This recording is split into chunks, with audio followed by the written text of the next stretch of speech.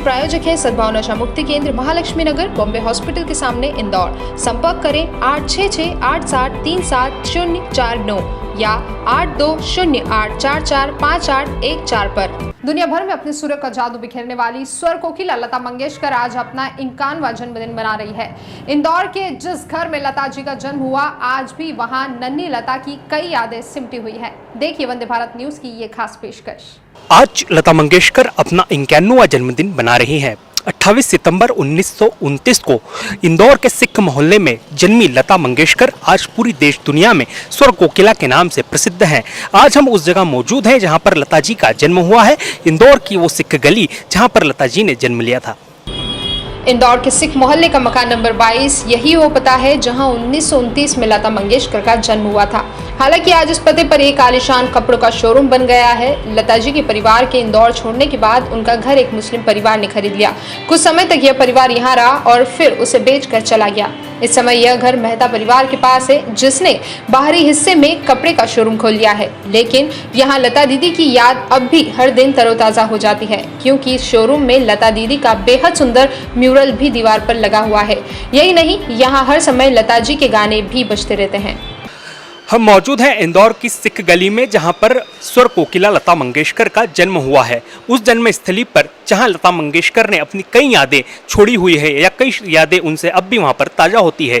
2000 के आसपास लता मंगेशकर की इस जन्मस्थली पर एक क्लॉथ सेंटर शुरू हुआ जिसका नाम है मेहता क्लॉथ सेंटर। उस क्लॉथ सेंटर के ऑनर हर्ष मेहता हमारे साथ मौजूद हैं। आइए उनसे ही जानते हैं कि क्या कुछ यादें लता मंगेशकर की अब तक इस जगह से जुड़ी हुई हैं। हर्ष जी, आपका बहुत बहुत स्वागत है सबसे पहले तो वंदे भारत न्यूज़ चैनल पर। क्या ऐसी कौन सी वो यादें हैं जो लता मंगेशकर की आज भी इस जगह से जुड़ी हुई है, आप कुछ बताएं। लता मंगेशकर जी को सबसे पहले तो जन्मदिन की बहुत बहुत बधाइयाँ और पूरे मेहता परिवार की तरफ से, जो आज हम लोग बहुत हमारे लिए गौरव की बात है कि हम उस स्थान पे जहाँ पे उनका जन्म हुआ है वहाँ पे हम लोगों को एक अच्छा काम करने का मौका मिला। और आज मेरे फादर नितिन मेहता जी ने जो ये शोरूम स्टार्ट किया था और यहाँ पे 20 साल के ऊपर हो गए हैं इस जगह पे जहाँ हम लोग काम कर रहे हैं। और ऐसे हमारी ब्रांड को 41 इयर्स हो गए हैं। और उनकी जो गायकी में जो जितनी मधुरता रही है, हम लोगों ने भी, हमारे फादर ने जब इस बिज़नेस को आगे बढ़ाया तो वो चीज़ हमेशा अपने ध्यान में रखी कि वही मधुरता हमको हमारे ग्राहकों के साथ भी रखनी है। और जो हम अच्छे वस्त्र जो उन लोगों को दे रहे हैं हम लोग, और एक अच्छे मधुर एक व्यवहार और एक रिलेशन जो है वो हमेशा हम लोग ने कायम रखने की कोशिश करी है कि हम, चूँकि इस जगह जहाँ उनका जन्म स्थान था, तो उस चीज़ को हम हमेशा अपने दिमाग में रखते हुए आगे बढ़ते आए हैं इतने सालों तक।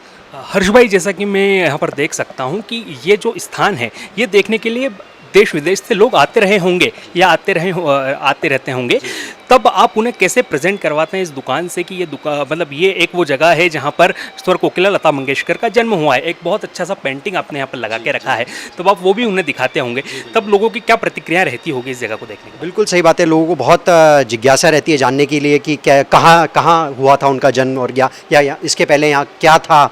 तो फिर उनको बताया जाता है वाघ जी का जो बाड़ा था जिसमें उनकी फैमिली के साथ वो रहते थे और इसी जगह पे उनका जन्म हुआ था। और फिर जब ये बाद में जब ये बिल्डिंग हम लोग ने परचेज़ करी और फिर ये पूरा एक शोरूम के रूप में जब बन के हुई तैयार, तो हम चाहते थे कि उनकी यादें जो हैं वो हमेशा संजो के हम लोग यहाँ पे करें। तो इसलिए हमने एक आर्टिस्ट के थ्रू ये जो म्यूरल आप देख रहे हैं ये हमने बनवाई, और ताकि लोग जब भी आए तो हमेशा लता दीदी से कनेक्ट कर पाएँ कि हाँ ये वही जगह है जहाँ पे उनका जन्म हुआ था और इंदौर ही जो है जो उनका जन्म स्थान है। तो इसलिए हम लोग के लिए बहुत ईजी हो जाता है लोगों को ऐसा कनेक्ट करना कि इस जगह पे ही उनका जन्म स्थान था जो हुआ था। हर्ष भाई, जब हम दुकान में आए तब यहाँ पर हमने हल्की हल्की आवाज़ में, जैसा कि हमारे दर्शक भी सुन पा रहे होंगे, कि लता जी के गाने यहाँ पर बजते रहते हैं। तो इसके पीछे का क्या कारण है? लता जी के गाने आपकी दुकान पर बजते रहते हैं? जैसा कि आपको बताया कि उनका जन्म स्थान जो है ये जगह, और इंदौर में उसी जगह पे हमें जहाँ काम करने का मौका मिला, तो आज हमारे लिए बहुत मतलब हमारे लिए इससे अच्छी कोई चीज़ नहीं हो सकती कि हम उनको रोज़ हर दिन याद करें जब हम इस जगह पे काम करने आते हैं सुबह से। तो इसलिए हम उनके गाने सुबह से लेकर जब तक हम लोग शॉप पे रहते हैं, अपने शोरूम पे रहते हैं, ये गाने हम हमेशा प्ले करते हैं।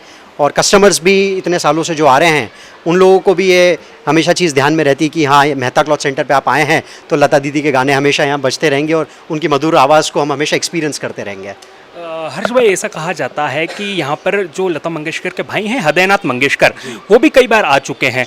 तब वो आए, जब आपकी दुकान पर आए, इस क्लॉथ सेंटर पर आए, जब उन्होंने जन्मस्थली देखी लता जी की, तब उनके मन में क्या भाव थे? आप वो भी बहुत खुश थे और उनका आना मेरे हिसाब से कुछ 10-15 साल पहले एक आध बार हुआ है उनका आना।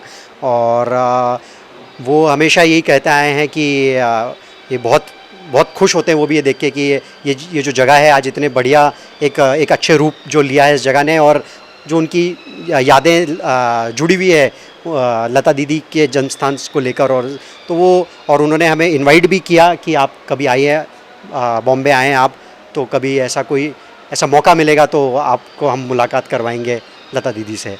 धन्यवाद। तो ये थे हर्ष मेहता, जो इस cloth centre, Mehta cloth centre के ऑनर हैं, जहाँ पर लता मंगेशकर का जन्म आज से 51 साल पूर्व हुआ था। आप देखेंगे इस दुकान में कहीं ना कहीं हल्की मध्यम आवाज़ में गाने भी बजते रहते हैं, जो इस बात का परिचय करवाते हैं कि यही वो दुकान है जहाँ लता जी का जन्म हुआ था। इंदौर में लता मंगेशकर का सिर्फ घर ही नहीं है, बल्कि शहर में आज भी कई लोग ऐसे हैं जो उन्हें शहर की बेटी मानते हैं। Bureau report, Vande Bharat news.